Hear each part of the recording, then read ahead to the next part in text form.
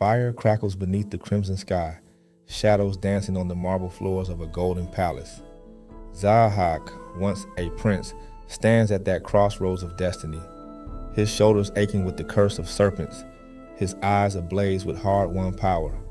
The very night has stilled to watch as fate twists its threads, and a new era of darkness threatens to spread over ancient Persia. Let's begin.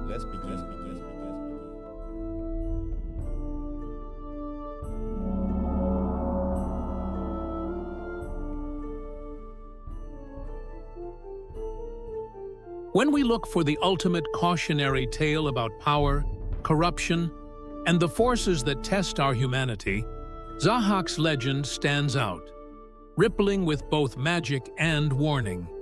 The myth of Zahhak may seem like ancient history, locked in the dust of old Manichaean scrolls etched into the epic verses of the Shahnameh, but his shadow still slips through the concerns of our era. Even today, in boardrooms where ambition simmers or in quiet lives pressured by temptation, Zahhak's story questions, what price will you pay for power? And when do you stop being yourself? Zahhak's beginnings are deceptively hopeful. He was once the young and handsome prince of Arabia, his father Merda's wise and beloved by the people. In those days, sunlight splintered through lush palace gardens, the scent of rosewater hanging in the air. Marketplaces overflowed with laughter, storytellers reciting tales of just kings and golden futures. But in Zahhak's heart, a subtle yearning beat, an untapped desire for greatness, a whisper that he was meant for more. The moment came on a moonless night when Ahriman, the clever and mysterious adversary of all that is good, appeared, disguised as a humble advisor. Ahriman's voice was velvet, promising Zahhak not only his father's throne, but dominion over all Persia. All he had to do was strike a single deadly blow against his own blood. Zahhak's moment of betrayal unfolds with the coldness of steel. A flick of the blade, a father's heart ceasing its rhythm, and the garden's peace is broken. As he ascends the throne, a new world awakens for Zahhak. Ornate halls filled with cowering courtesans, treasures piled at his feet. But evil is never content with simple victory. Ahriman returns, this time as the physician, and blesses Zahhak's shoulders with a kiss. Two monstrous serpents burst forth. Their hunger is not for ordinary food, but for human brains. The prince, now a king, is shackled to evil by needs he cannot ignore. From here, Zahhak's tale shatters into nightmare. Each day, the bells toll twice, once for each youth taken to feed the serpents. The palace, once filled with music, now echoes with the silence of dread. Cruelty spreads across the land, fear curling in every corner. Yet, what lesson could such darkness teach us today? Zahhak's transformation begins with temptation, the whisper that we can shortcut our way to what we desire most. In Zahhak's case, it's the promise of greatness, but the same promise lurks in various corners of the modern world. Who hasn't felt the urge to take the easier route, even when it skirts the edge of what's right?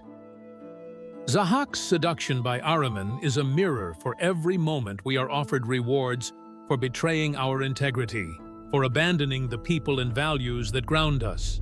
When the serpent grows from under our own skin, we realize that shortcuts often sprout obligations and cravings that can come to control us.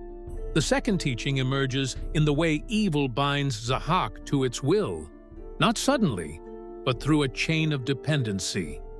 The serpent's hunger becomes Zahhak's own, each new cruelty just a survival tactic.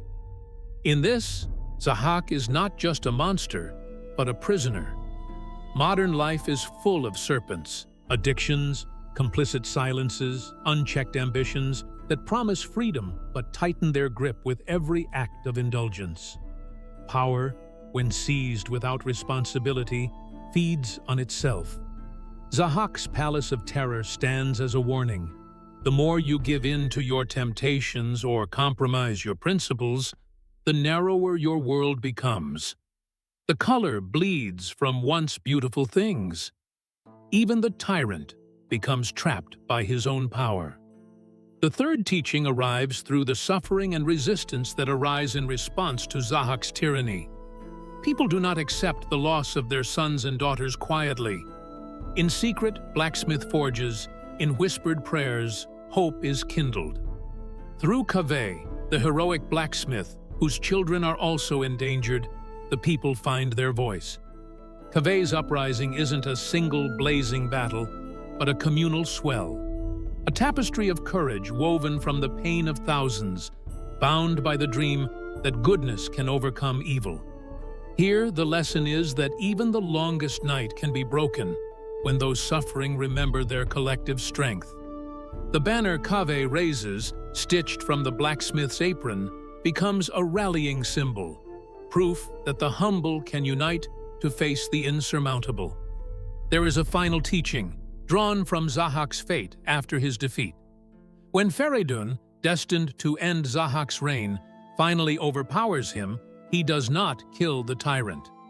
Instead, following divine judgment, he binds Zahhak in chains of iron and seals him alive beneath the rocky slopes of Mount Damavand, the highest peak in Persia, sacred and snow-crowned. Zahhak is not annihilated but contained. His evil does not vanish from the world, but sleeps beneath its roots, waiting for the day it will rise again, to be met and defeated once more. This teaches that inner darkness, whether individual or communal, can never be fully destroyed. It can be acknowledged, chained, managed, stepped over, but not erased.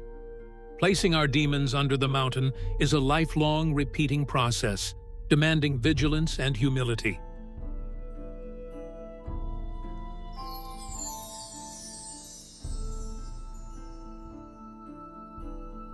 If you're struggling under the weight of pressures, overwork, toxic ambition, or other forces that threaten to warp your sense of self, remember Zahhak's serpents.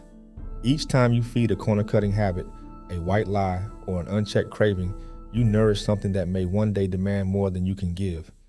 Today, name one serpent and choose to starve it.